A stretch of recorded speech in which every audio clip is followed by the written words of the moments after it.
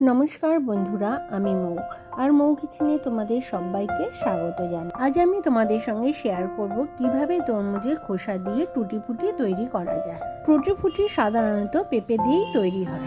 তাহলে টুটি ফুটি বানানোর জন্য প্রথমে নিয়ে নিয়েছি আমি তরমুজের খোসা। তরমুজের পেছনে সবুজ অংশটা কিন্তু আমি খুব ভালোভাবে আগের থেকে চেঁচে নিয়েছি। এবার লাল অংশটা একটা চামচের সাহায্যে ভালোভাবে পরিষ্কার করে নেব। লাল অংশটা তরমুজের গায়ে লেগে থাকলে কিন্তু কোনো অসুবিধা নেই, কারণ এটি খেতে তো মিষ্টি মিষ্টি। তবে খেয়াল রাখবে তরমুজের খোসার পেছনের সবুজ অংশটা যাতে লেগে না থাকে, তাহলে কিন্তু স্বাদের অনেকটাই পরিবর্তন হবে।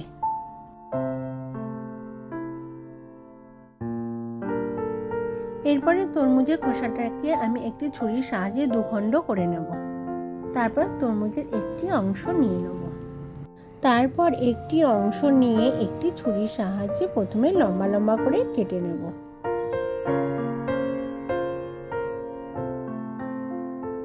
লম্বা লম্বা টুকরোগুলো কাটা হয়ে গেলে ওই লম্বা লম্বা টুকরো দিয়ে ছোট ছোট চৌকো চৌকো টুকরো কেটে নেব। দেখো, এইভাবে তরমুজের খোসা থেকে আমি সমস্ত চৌকো চৌকো করে টুকরো কেটে নিয়েছি। এবারে এই টুকরোগুলো প্রথমে ভালো করে সেদ্ধ করে নিতে হবে। এর জন্য কড়াইতে ছোট বাটি 2 বাটি জল আমি দিয়ে দেব। আর ওই জলের মধ্যে দিয়ে দেব আগে থেকে কেটে রাখা তরমুজের টুকরোগুলো। এই খোসাগুলো সেদ্ধ করার সময় কিন্তু নুন হলুদ কিছুরই প্রয়োজন নেই। আর কাটবার সময় আমাদের অবশ্যই একটা জিনিস খেয়াল রাখতে হবে, টুকরোগুলো খুব বেশি বড় কিংবা খুব বেশি ছোট করা কিন্তু যাবে না। ঢাকনা চাপা দিয়ে কিন্তু 7-8 মিনিট ভালো করে সেদ্ধ করে নেব। 7-8 মিনিট বাদে খোসাগুলো নামিয়ে একটি ঝুড়িতে ছেঁকে নেব জলটা।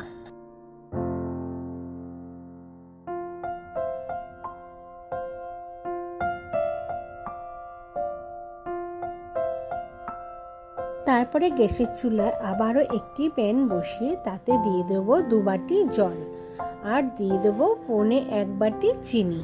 চিনিটা জলের সঙ্গে ভালো করে মিশিয়ে দেব।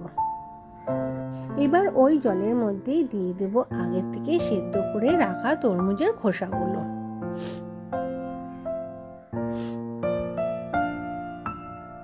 খোসাগুলো চিনির রসের মধ্যে খুব ভালোভাবে ফুটিয়ে নেব। এক্ষেত্রে কিন্তু কোনো গাঢ় চিনি শিরা করার একদমই প্রয়োজন নেই। শুধু তরমুজের খোসার টুকরোর মধ্যে রস ঢুকলেই যথেষ্ট। এই টুটি ফুটি কিন্তু বিভিন্ন কেক ডেজার্ট বানাতে কাজে লাগে। আর তাছাড়া বাচ্চারাও কিন্তু ভীষণই পছন্দ করে। চিনি শিরা ফুটতে ফুটতে যখন শিরাটি অনেকটা কমে আসবার এগুলো ভালোভাবে সেদ্ধ হয়ে যাবে, তখন এগুলোকে নামিয়ে নেব। খোসাগুলো নামিয়ে অবশ্যই শিরা শুদ্ধ হালকা উষ্ণ ঠান্ডা করে নিতে হবে। এরপরে আমি এখানে নিয়েছি 3টি একই সাইজের বাটি। এবারে ওই বাটিগুলোর মধ্যে দিয়ে দেব রসে সিদ্ধ করা তরমুজের খোসাগুলো সম পরিমাণে। এরপরে একটি বাটিতে দিয়ে দেব আমি red food colour. Red food কালারটা আমি চামচের সাহায্যে ভালো করে মিশিয়ে নেব। এবার অপর বাটিতে দিয়ে দেব yellow food colour. Yellow food কালারটাও আমি ভালো করে মিশিয়ে নেব। তবে এই ফুড কালারটা কিন্তু সম্পূর্ণ অপশনাল, তোমরা চাইলে নাও মেশাতে পারো। আর একটা বাটিতে আমি কোনো রকম ফুড কালার অ্যাড করছি না। এবার এই 3টে বাটি একটি থালার মধ্যে রেখে দেব রুম টেম্পারেচারে 7 ঘন্টার জন্য। 7 ঘন্টা পরে ফিরে এলাম। দেখো, তরমুজের খোসার মধ্যে রঙগুলো কি সুন্দরভাবে ঢুকেছে। এবার একটি ছাঁকনির সাহায্যে রসগুলো সব ছেঁকে ফেলে দিতে হবে। তার জন্য আমি নিয়ে নিয়েছি একটি বাটি। তারপরে একটি ছাঁকনি নিয়ে প্রথমে আমি রেড ফুড কালারের বাটিটা থেকে সমস্ত রসটা বের করে নেব। একটি চামচের সাহায্যে চেপে চেপে আমি সমস্ত রসটাই বের করে নেব। যদি একটুও রস লেগে থাকে তাহলে এটি শুকোতে খুবই দেরি হবে। ঠিক একইভাবে আমি সমস্ত বাটি থেকে রসগুলো ছাঁকনির সাহায্যে ছেঁকে নেব।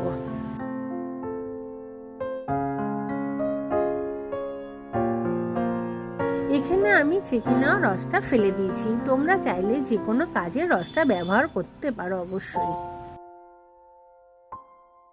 এরপরে একটা প্লেটের মধ্যে প্রত্যেক কটা কালার আলাদা আলাদা করে সুন্দরভাবে বিছিয়ে নেব শুকানোর জন্য। এই ক্ষেত্রে অবশ্যই খেয়াল রাখবে একটা কালারের সঙ্গে যেন অন্য কালারটি না মিশে যায়। আর এই শুকনো করার কাজটা যদি রোদে করা যায় তাহলে খুবই ভালো হয়। অবশ্য ফ্যানের হাওয়াতে শুকোতে কিন্তু 2 দিন লেগে যাবে। তোমাদের আমার এই রেসিপিটি কেমন লাগলো অবশ্যই কমেন্ট করে জানাবে। আর তারই সঙ্গে আমার পুরনো বন্ধুদের জানাই অসংখ্য ধন্যবাদ। আর আমার চ্যানেলে যারা নতুন বন্ধু তারা অবশ্যই আমার চ্যানেলটাকে সাবস্ক্রাইব করো আর নোটিফিকেশন বেলটা অন করে দিও, যাতে আমার চ্যানেলের সমস্ত ভিডিও সবার আগে তোমার কাছে গিয়ে পৌঁছায়।